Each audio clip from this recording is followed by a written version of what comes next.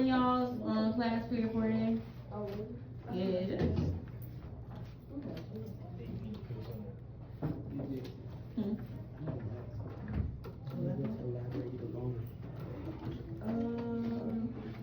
Not really. We really don't need one right now.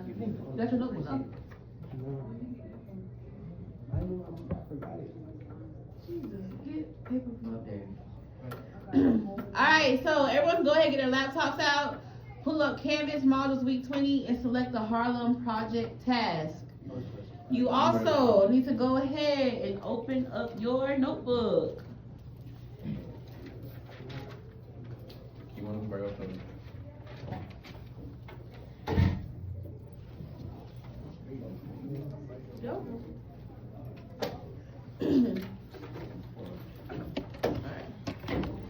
Alright, so when you open up your notebook, you're going to go to your next free page and you're going to label it the Harlem Renaissance, or you can label it the Harlem Project.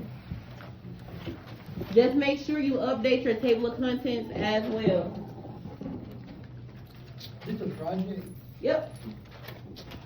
Alright, so before we get started on the project, we are going to do some more research.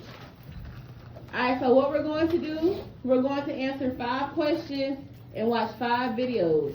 So it's 1 question per video. I'm not asking you to answer these to the best of your abilities. I'm asking you to answer these based on your personal interest from the things that you hear in the videos. What you're writing down is what your project should be based or inspired by. Alright, any questions before we get started? No, you don't have to write the question. You just write in complete sentences, y'all. Alright, so question 1. What did you notice about the music/artistic expression? Why were people creating art during this time? Is one of the most iconic cultural periods in African American history. Throughout the decade of the 1920s, Black writing, art, and music flourished, ushering in a cultural revolution that rocked the United States. One of the most important factors that accounted for the rise of what we know of as the Harlem Renaissance is the migration of Black peoples from the South to urban centers like Harlem. The Jim Crow era began after Reconstruction, and every Southern African American had to think about, what should we do? Should we go or should we stay? For many of these people, it was a matter of life and death, literally. Sometimes in the most repressive times, we create the most extraordinary art. Amidst the fervor of the Great Migration, bold, exciting forms of Black music evolved, along with venues to listen and dance to this music. Blues and jazz clubs became a central part of life in Harlem, where artists such as Louis Armstrong and Duke Ellington, Bessie and Mamie Smith rose to prominence. He went away and never even said goodbye. The era also saw the burgeoning of literary work by and about African Americans, which the writer Alain Locke compiled into an anthology. He called it The New Negro, and its name came to define a movement. All right, I want to pause real quick. So when y'all hear the phrase "the new Negro," what do you think? Yes, true, but I guess my question would be why? Why that phrase?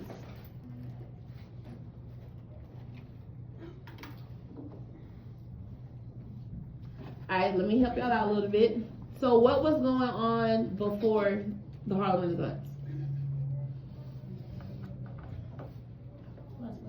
Slavery, right? What were the black stereotypes tied? What were the stereotypes tied to Black people during slavery? What were blacks labeled as during slavery? Huh? Yes, but more so like their tropes. What were some black tropes tied to black slaves? For example, black people were seen as idiots, as slaves. Okay? Anybody want to contribute? Yes. What was the question? What were some black tropes tied to slaves or black stereotypes? They claimed black people couldn't do what? Read. They couldn't read. What else couldn't they do? They couldn't write. What else couldn't they do? Go to school. Couldn't go to school, couldn't get education, right? These were what Negroes were defined as, right? But now we're in the Harlem Renaissance where they are writing, speaking, all these things artistically. So now they're able to redefine that black culture, which is where we get the term, the new Negro.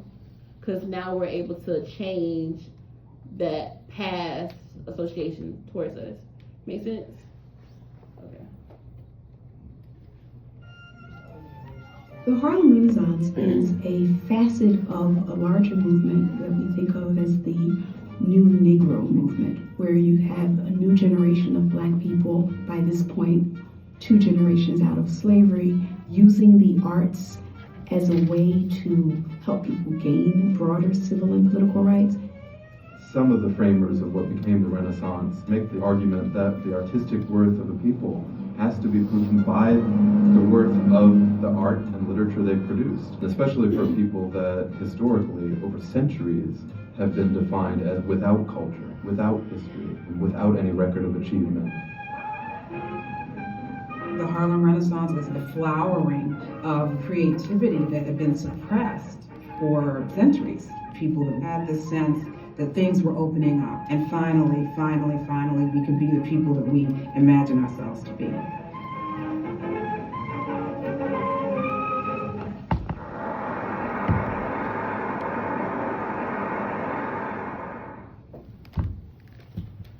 Alright, so what did you notice about the music / artistic expression during this time? And why were people creating art during this time?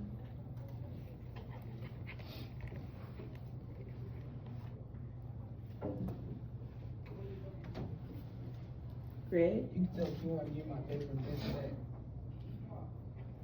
You should always give those back. He really needs those. Oh, just keep on the message doing stuff. So you see how it wasn't disruptive until Greg said something? That's why Q1 don't get caught, and y'all do. Alright, so what did you notice about the music / artistic expression? Why were people creating art during this time?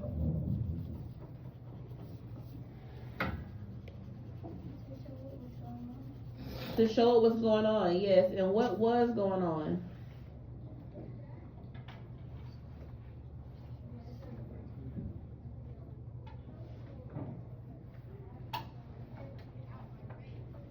What's going on?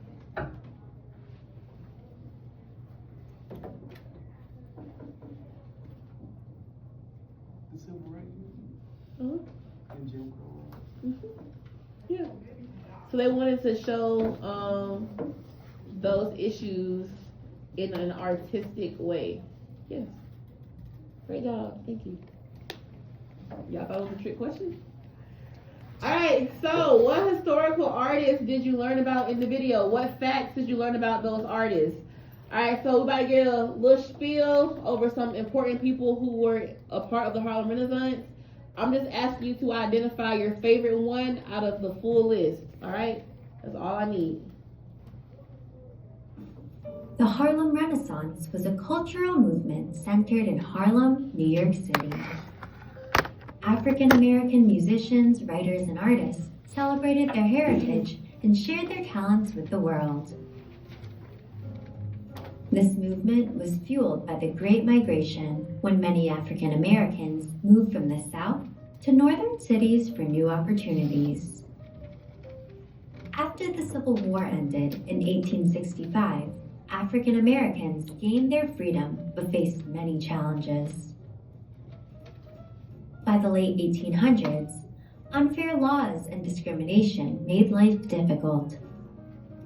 So many moved north to find better opportunities. In Harlem, creativity thrived and a new generation of artists and thinkers emerged.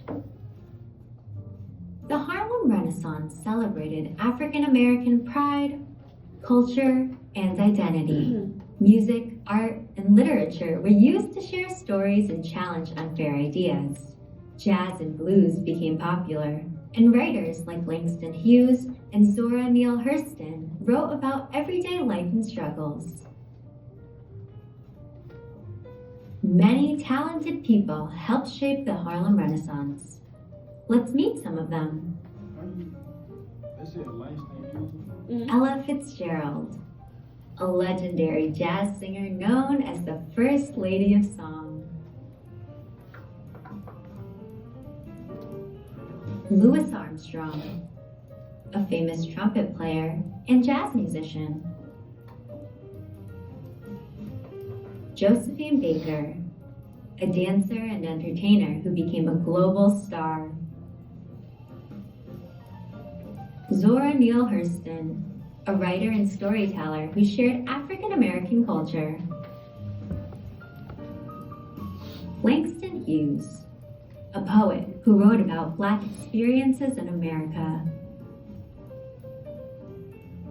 Duke Ellington, a band leader and composer who changed jazz music.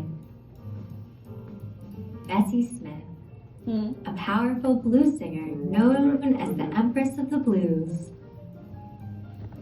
The Harlem Renaissance helped shape the future.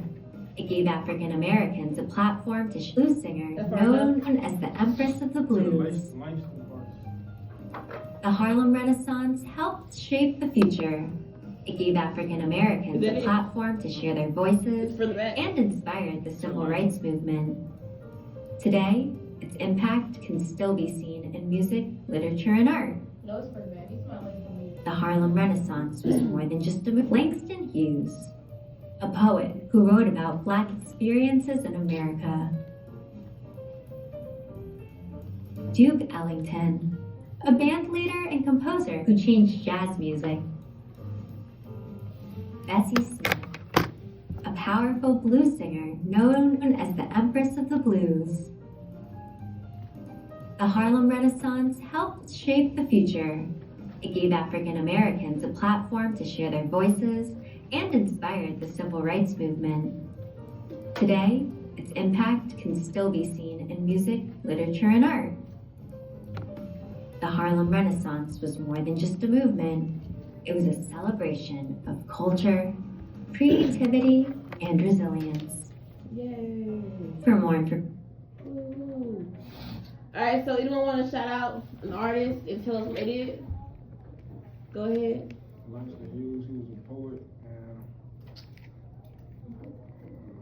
Alright, so we have Langston Hughes, who was a Black poet. Ella Fitzgerald. Ella Fitzgerald, what did she do? She was the first lady of song. The First Lady of Song. Anybody else? Louis Armstrong. What did he do? He was a trumpet player. A trumpet player. Yes. Also, for this project, if you are interested in just the instruments individually, you could do your project over an instrument if you want to. Alright, so Langston Hughes was a very big staple during the Harlem Renaissance, so we're going to delve more into that.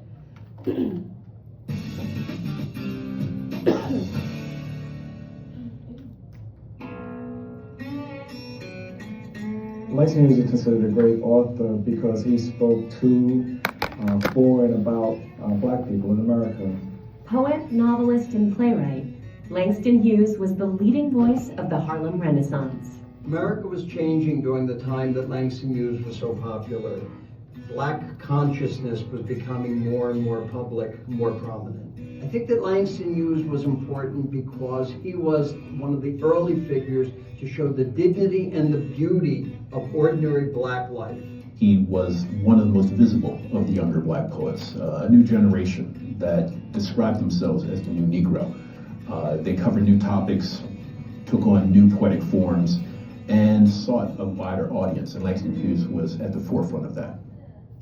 James Mercer Langston Hughes was born in Joplin, Missouri on February 1st, 1902. He wrote a lot about being lonely when he was young, and I think that was a tremendous part of the product of moving around so much.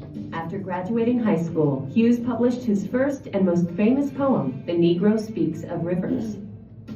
It is the first poem that celebrates Africa and dignifies the image of Africa in American literature. The Negro Speaks of Rivers was published in a popular Black journal, and so he was really rather widely read from the beginning. His poetry and his prose actually had access to everyday people.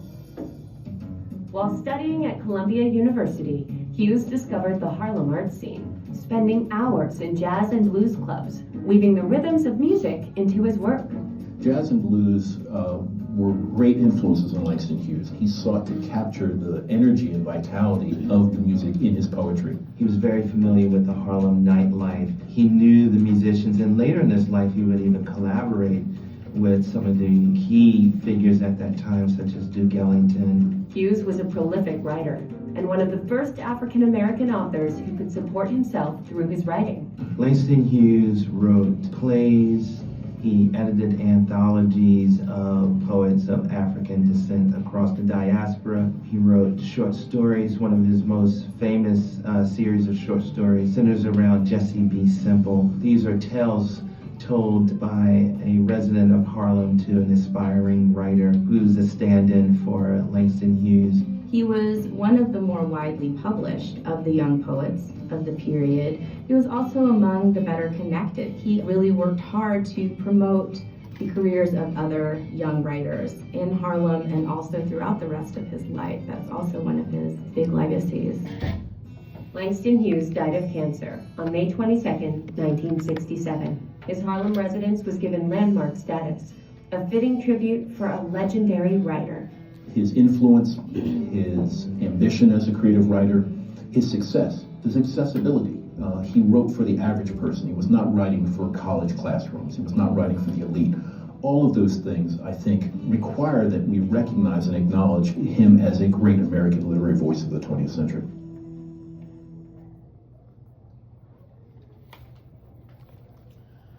All right, so who is Langston Hughes and what was his impact during the Harlem Renaissance?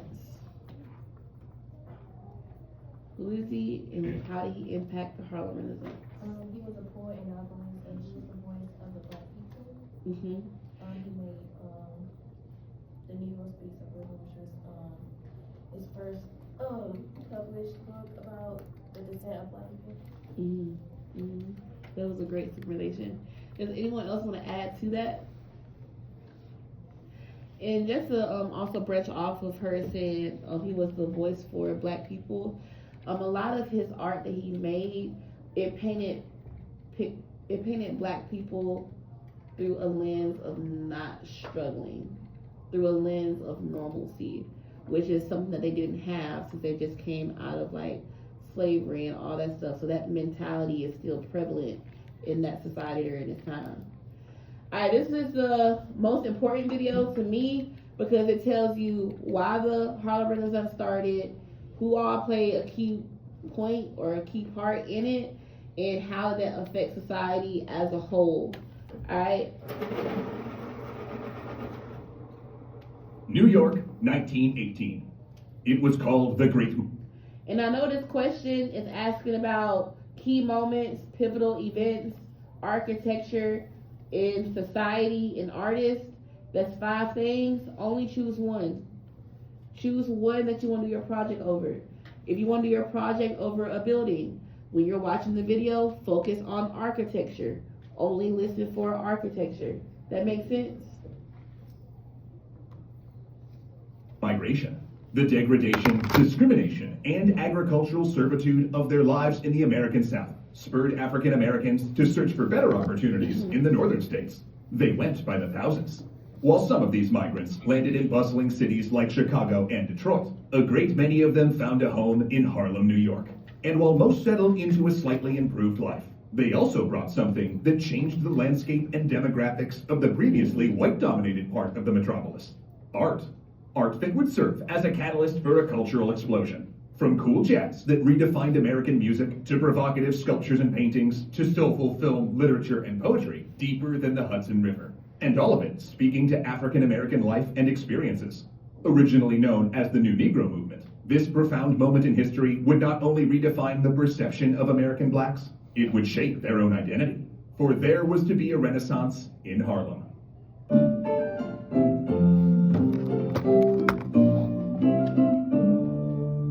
As we continue to educate ourselves in order for any Renaissance to come about, you need a specific set of ingredients.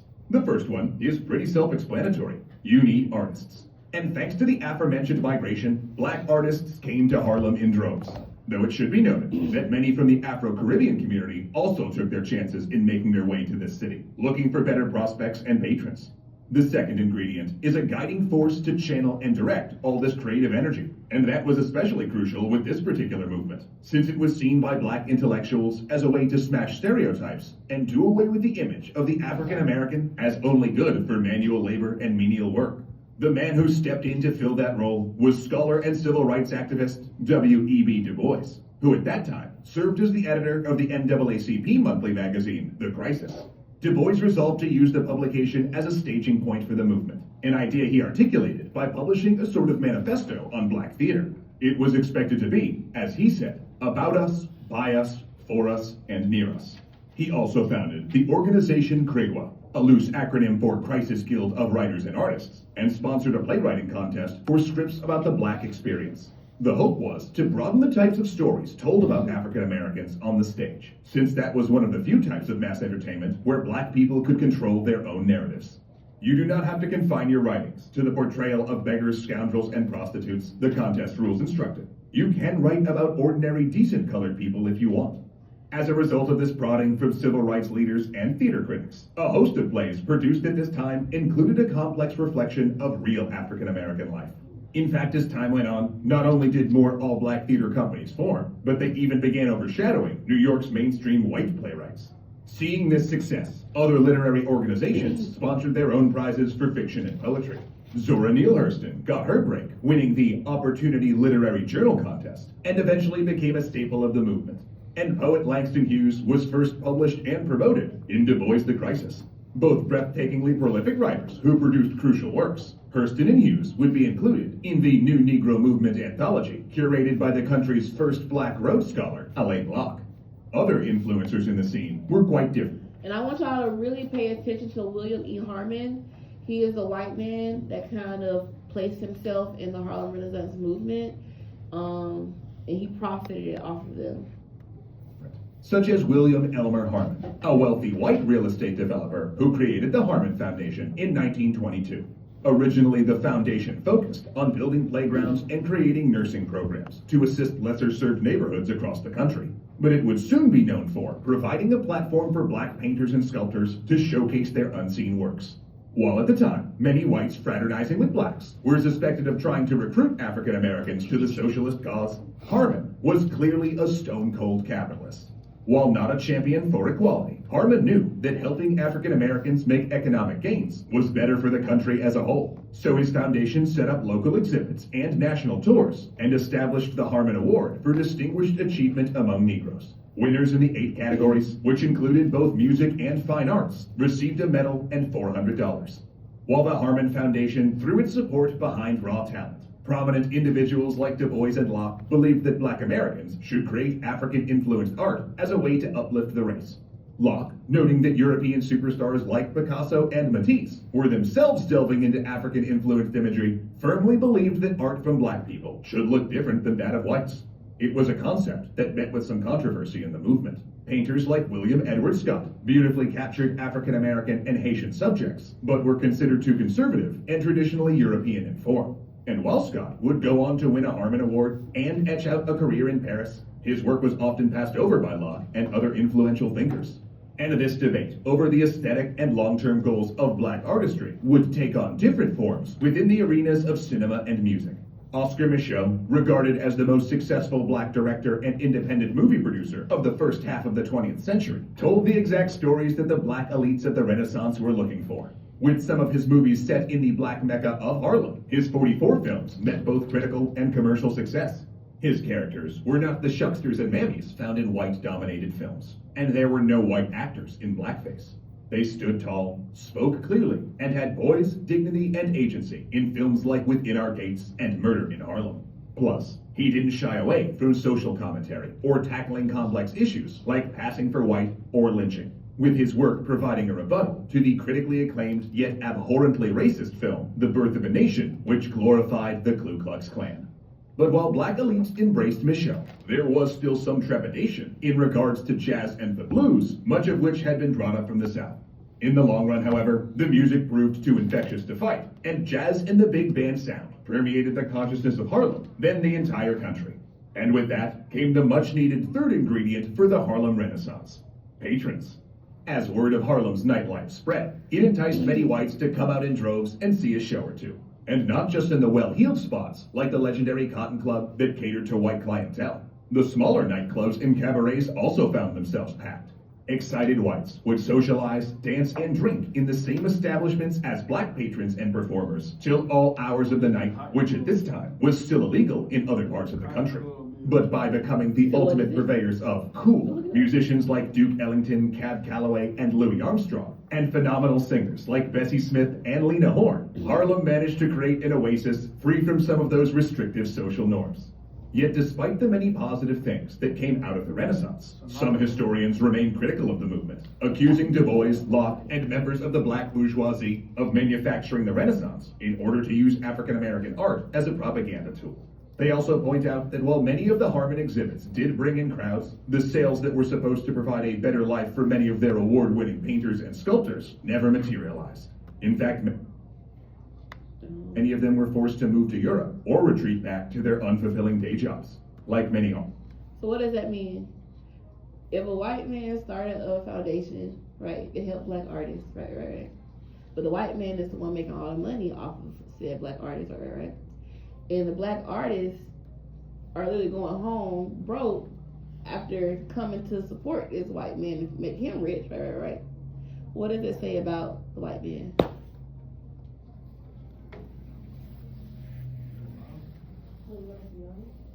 But he was smart, honestly. He probably went to lower income black people who wanted to get money who needed money, and took their art and made more money basically. Mm-hmm. So he profited off of the labor of blacks, which is what slavery was all about. So yeah, he was smart financially. But he was just using black people, which is the mentality that black people just escape by coming to the North. So in other words, it's like slavery 2.0. Like slavery is still here in modern day society, it just looks different. So yeah, they not stuck on the field, but now they kind of slaves to their art to make somebody else rich and not themselves. That makes sense? But he was smart though. Artists, they wouldn't be celebrated until they were dead. But though that may be accurate, it's also true that many perceptions, stereotypes, and false narratives about African Americans were debunked during this extraordinary time period. And before the Great Depression put an end to this eruption of black culture, the people of Harlem knew that they hadn't just migrated and settled the city to solely escape Jim Crow. Despite the struggles, hardships, and everything stacked against them by society, they found their artistic voice and made their dreams come true, and had, if only for a while, become all they knew they could be. Now we know that we only scratched the surface of the Harlem Renaissance with this episode, but we do hope it's certain. I don't like that last part. And they became, but somehow for a while, what they thought they could always be. Like, I don't like that last part. Alright, does anyone still not have a topic that they want to do when it comes to the Harlem Renaissance? So everyone good? No? Can you tell me what you found about the Cotton Club?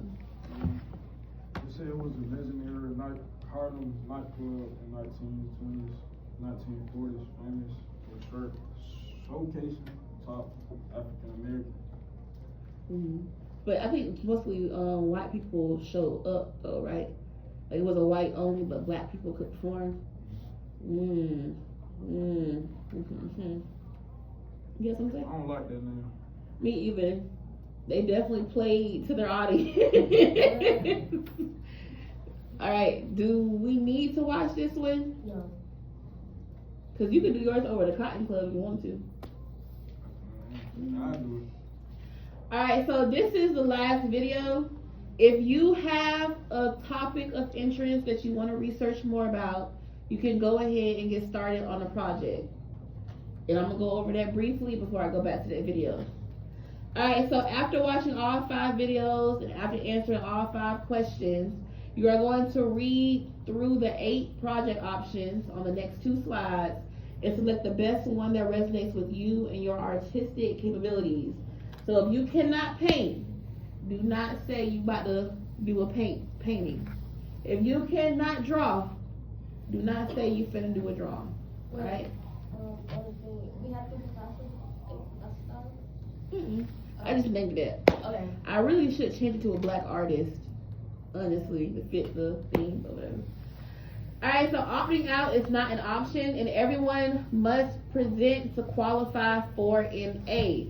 I know some of y'all are shy. That is fine. You do not have to present your project if you do not want to, but you gotta do it. If you choose not to present it, the highest you will get is an 85, okay? Alright, so after that, what you need to do for today is complete the brainstorm guide in your notebook and make sure you make a list of materials you'll need for your project if need be. If you're doing it online, your material will be your laptop or Canva or whatever app you're using, okay? Any questions about this so far? Everyone good so far? Alright, so here are the 8 options. Alright, so this is your free choice. You have a timeline, a novel, TV drama, songbird. And then you have Picasso, 3D artifact, representative remix, spoken word. If you read through all of those options and you still find out you don't like none of them, if you can have your own idea and bring it to me, once we run through it and devise a plan, if it's okay, I will let you do it. Alright?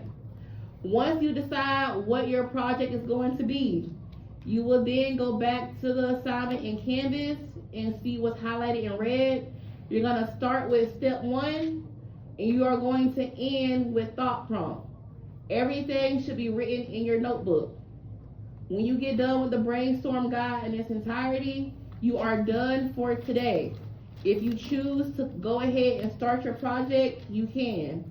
But the brainstorming guide is what you need to do today to be on track with everybody. Any questions? Comments or concerns? Alright, at 11:45, I'm coming around for my first lap to check your 5 questions.